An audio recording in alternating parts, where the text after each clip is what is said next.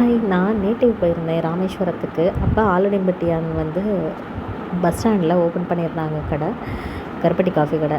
சரி, நான் சென்னையில் சுற்றி நிறையா இடத்துல போயிருக்கேன். இது அவங்களோட பிரான்ச்சஸ் அங்கேயே எழுதியிருந்தாங்க. நல்லா இருந்துச்சு இந்த லிஸ்ட் அவுட்டு.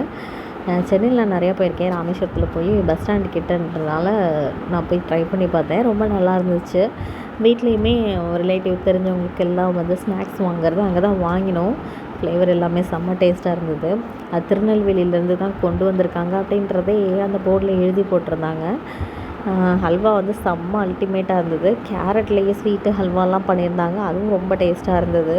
எங்கள் வீட்டில் கேரட்டில் வாங்கின ஸ்வீட் வந்து உடனே காலியாகிடுச்சு. எல்லாருமே ஃபஸ்ட்டு அதே எடுத்து சாப்பிட்டு காலி பண்ணிட்டாங்க. ஹல்வாவுக்கு முன்னாடி கேரட் ஹல்வா ரொம்ப நல்லா பிடிச்சிருந்தது எல்லாருக்கும். மைசூர் பாகு மாதிரி அந்த வச்சுருக்காங்க பாருங்கள், அந்த ஸ்வீட் வந்து ரொம்ப பிடிச்சிருந்தது. எல்லாருமே டக்குன்னு சாப்பிட்டு காலி பண்ணிட்டாங்க. ரொம்ப நாள் ஆச்சு ஒரு ஸ்வீட் பாக்ஸ் ஓப்பன் பண்ணி உடனே காலி பண்ணது. ரொம்ப நாள் கழித்து இந்த ஸ்வீட்டை ட்ரை பண்ணி பிடிச்சிருந்தது எல்லாருக்கும். அப்புறம் ஈவினிங் ஸ்நாக்ஸ் நிறையா வச்சுருந்தாங்க. கொழுக்கட்டை, சுண்டல், கார்னு, வேர்க்கடலை, அப்புறம் கொண்டக்கடலை.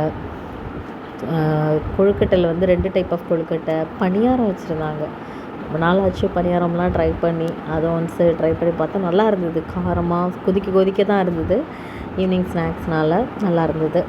அது மாதிரி அந்த செட்டப்பே ரொம்ப அழகாக இருந்தது. ஸ்ட்ரக்சரே அந்த ஏரியாவோட ஸ்ட்ரக்சர் அப்படியே வச்சுருந்தாங்க. திருக்குறளோ பாரதியாரோ எங்கள் ஊரோட பெருமையான திரு ஏபிஜே அப்துல் கலாம் அவர்களோட ஃபோட்டோவோ, அப்புறம் அவங்க எழுதியிருந்தாங்க திருநெல்வேலியிலேருந்து தான் இந்த ஸ்வீட் வந்திருக்கு அப்படின்னு சொல்லிட்டு.